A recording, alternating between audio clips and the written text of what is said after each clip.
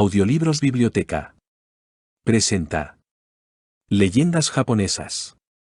A continuación os dejamos con una breve recolección de 10 leyendas japonesas altamente conocidas y relevantes, que nos explican desde el folclore nipón el porqué de la existencia de elementos de la naturaleza, o historias de amor o terror en base a dioses, criaturas y espíritus propios de su mitología. Primera leyenda. El cortador de bambú y la princesa de la luna. Una de las figuras mitológicas más conocidas de Japón es la Kawayaime, sobre la cual existen numerosas leyendas.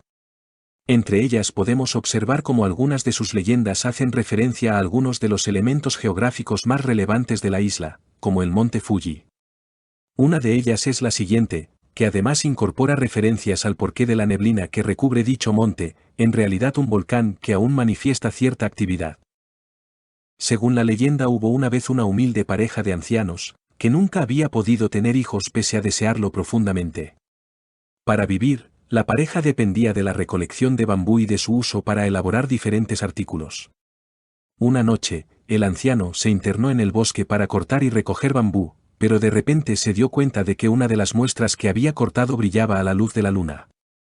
Tras examinar el tallo, encontró dentro de él a una pequeña niña, de pocos centímetros de tamaño. Dado que su mujer y él nunca habían podido tener hijos, el hombre la llevó a su hogar, donde la pareja le daría el nombre de Kagare y decidiría criarla como a su hija. Además de ello, la rama de la cual había salido la niña empezó con el tiempo a generar oro y piedras preciosas, haciendo rica a la familia. La niña fue creciendo con el paso del tiempo, convirtiéndose en una hermosa mujer. Su belleza sería tal que empezaría a tener numerosos pretendientes, pero ella se negó a casarse con ninguno. Las noticias sobre su belleza llegaron a oídos del emperador, quien intrigado solicitó que acudiera a su presencia, a lo que Kawayaime se negó. Ante la negativa el emperador acudiría en persona a visitarla, cayendo rápidamente enamorado de ella y pretendiendo llevarla con él a su castillo, a lo que la joven también se negaría. A partir de entonces el emperador seguiría manteniendo la comunicación con Kawayaime a través de numerosas cartas. Un día, la joven habló con su padre adoptivo sobre el porqué de sus negativas, así como el motivo por el que cada noche pasaba las horas mirando al cielo. Ella provenía de la luna, su hogar, de la cual era princesa y a la cual estaba destinada a volver en poco tiempo. Angustiados, los padres se lo comunicaron al emperador, el cual envió guardias para intentar evitar que la mujer fuera de vuelta a la luna. Pese a las medidas de seguridad, una noche de luna llena una nube descendió desde la luna con intención de llevársela. Antes de partir de nuevo a su hogar natal, sin embargo, Kawayaime se despidió de sus padres y dejó atrás una carta de amor para el emperador, junto con una botella en la que le dejaba al segundo el elixir de la vida eterna. La carta y la botella le fueron entregados al emperador, quien decidió llevarlos a la montaña más alta y crear una hoguera. Allí, una vez salió la luna, el emperador arrojó la carta y el elixir al fuego, generando un humo que ascendería hacia el lugar donde había partido su amada. Ese monte es el monte Fujiyama, y aún hoy en día podemos ver en su cima el humo procedente de la hoguera del emperador. Segunda leyenda. El hilo rojo del destino. Una de las leyendas de amor más conocidas del pueblo nipón, es la que nos habla del hilo rojo del destino, el cual parte de nuestro meñique, el cual es irrigado por la misma arteria que el dedo corazón, algo que terminó por asociar el primero con la transmisión de sentimientos, para atarse al de otra persona a la cual estamos destinados a conocer, manteniendo un profundo vínculo con ellas. Se trata de leyendas que suelen hablar de amores que están predestinados a ocurrir.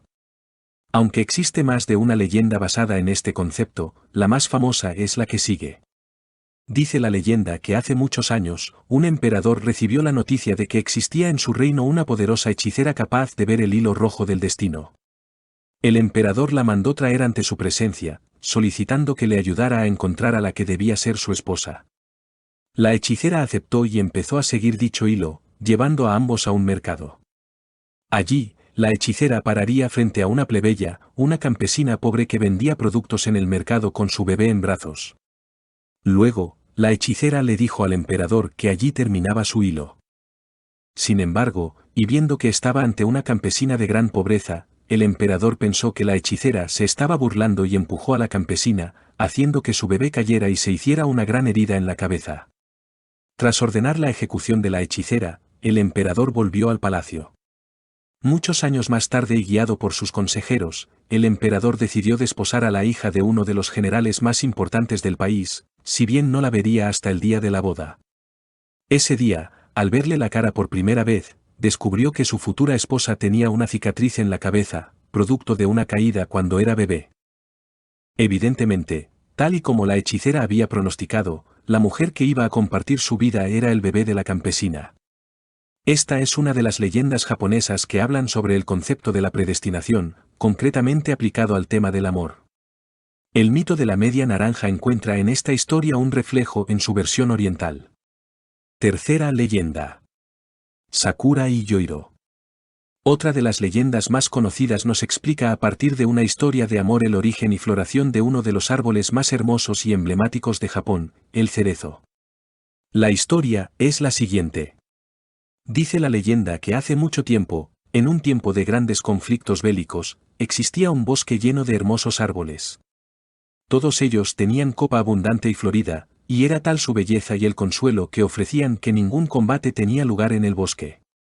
Todos menos uno, había un joven ejemplar que nunca florecía, y al que nadie se acercaba debido a su aspecto seco y de apariencia decrépita.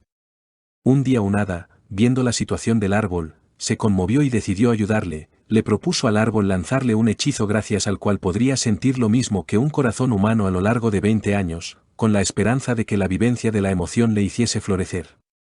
Además, durante dicho periodo podría transformarse en ser humano a voluntad.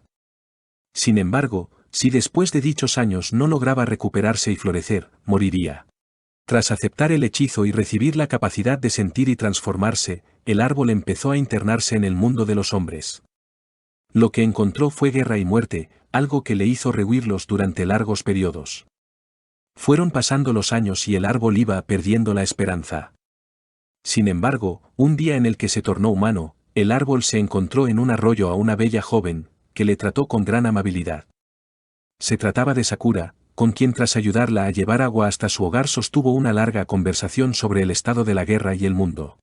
Al preguntarle la joven su nombre, el árbol consiguió balbucear Yoiro. Fueron viéndose todos los días, surgiendo una profunda amistad. Dicha amistad terminaría poco a poco haciéndose más profunda, hasta llegar a ser amor. Yoiro decidió contarle a Sakura lo que sentía por ella, junto con el hecho de que era un árbol a punto de morir. La joven calló.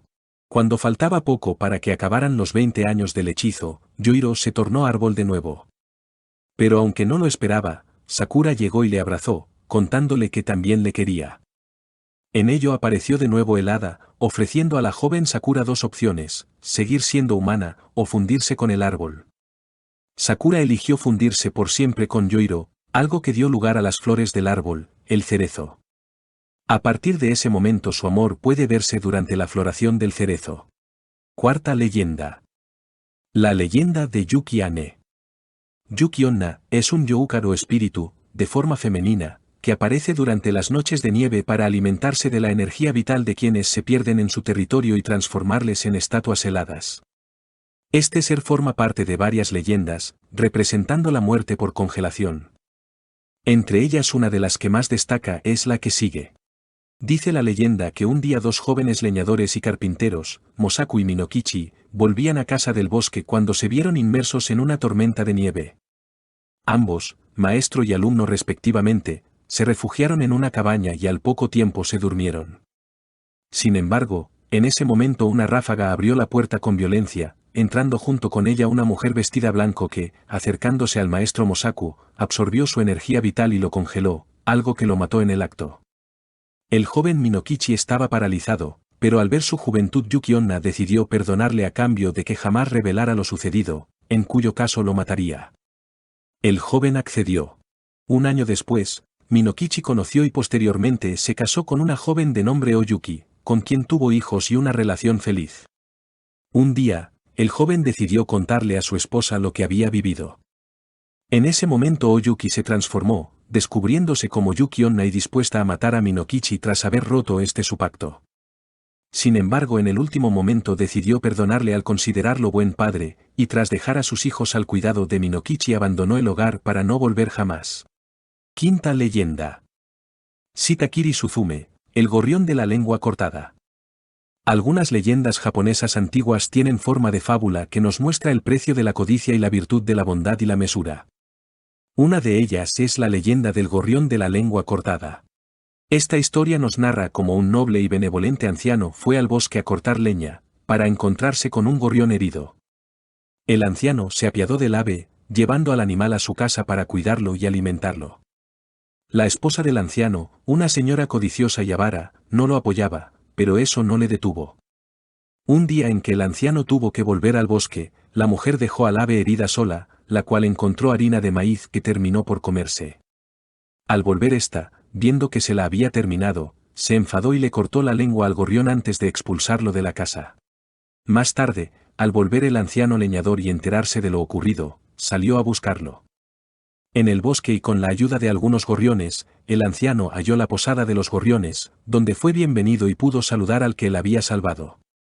Al despedirse, los gorriones le dieron a elegir como regalo de agradecimiento entre dos cestas, una grande y otra pequeña. El anciano escogió la pequeña, para descubrir una vez en casa que ocultaba un tesoro de gran valor. Su esposa, tras saber la historia y que existía otra cesta, acudió a la posada y exigió el otro cesto para ella.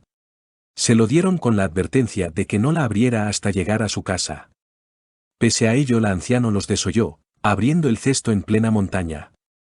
Ello provocó que lo que viese en su interior fueran diversos monstruos, algo que la asustó de tal modo que tropezó y cayó montaña abajo.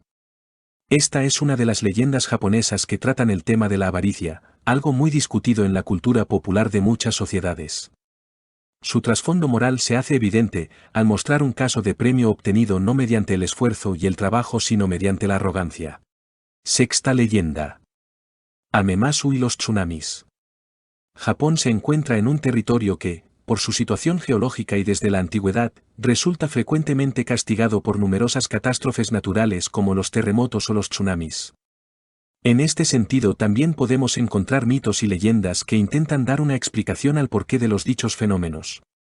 Un ejemplo lo encontramos en la leyenda de Amemasu, la cual intenta explicar el porqué de los tsunamis. Dice la leyenda que en la antigüedad existía un gigantesco youka, término que hace referencia a un conjunto de espíritus sobrenaturales de gran poder, que conforman buena parte de la mitología japonesa, en forma de ballena llamado Amemasu, el cual habitaba el lago Masu de tal manera que su enorme cuerpo bloqueaba el paso de las aguas del Océano Pacífico. Un día, un pequeño ciervo se acercó al lago con el fin de saciar su sed. En ese momento el gigantesco youka saltó para comerse al ciervo, engulléndolo en el acto. El pequeño ciervo, dentro de Amemasu, lloró. Lloró de tal forma que sus lágrimas, de una pureza excepcional, perforaron el estómago de la bestia con tal fuerza que se abrió un agujero en las tripas de Amemasu, matándolo a la par que dejaba salir al ciervo. La muerte del youka fue vista por una ave que pasaba por la zona, la cual correría a las distintas aldeas para avisar del peligro de que la muerte del ser suponía, el ser su cuerpo el que frenaba las aguas del océano. Sin embargo, con la excepción de los Ainu, que huyeron a territorios elevados, la mayoría de pobladores de la isla sintieron curiosidad y acudieron al lago con el fin de ver lo sucedido. Una vez allí y viendo el enorme cuerpo del youka decidieron comérselo sin ningún respeto. Pero eso tuvo graves consecuencias. Tras haber sido devorado el cuerpo de Amemasu había desaparecido lo que bloqueaba las aguas del Pacífico, con lo que en ese mismo momento las aguas contenidas anegaron la zona y mataron a todos los presentes. Ello causaría el primer tsunami, el cual únicamente dejaría con vida a los Ainu, quienes hicieron caso de las advertencias del ave. Se dice que después de ello, el resto de tsunamis que asolan Japón son causados por la ira del espíritu ante los crímenes dirigidos a los animales del mar. Séptima leyenda. Teke Teke. Una leyenda urbana de terror basada en los tiempos modernos, la historia de Teke Teke nos cuenta como una joven tímida que se transformó en un espíritu que sigue rondando las estaciones de tren del país. La leyenda nos cuenta como una joven tímida y frágil era víctima de acoso escolar. La joven recibía constantes vejaciones y humillaciones, sin poder defenderse. Un día, la joven estaba absorta en sus pensamientos y esperando un tren para volver a su hogar, cuando algunas de sus torturadoras la avistaron. Estas cogieron una cigarra del camino, lanzándosela a la espalda. Cuando el animal empezó a cantar en su espalda, la chica se asustó y cayó a las vías, de tal manera que justamente pasó un tren por encima, la muchacha murió, siendo partida en dos por el tren. A partir de entonces se dice que durante las noches, es posible ver la parte superior su cuerpo arrastrándose con sus uñas, buscando su otra mitad de manera desesperada e iracunda.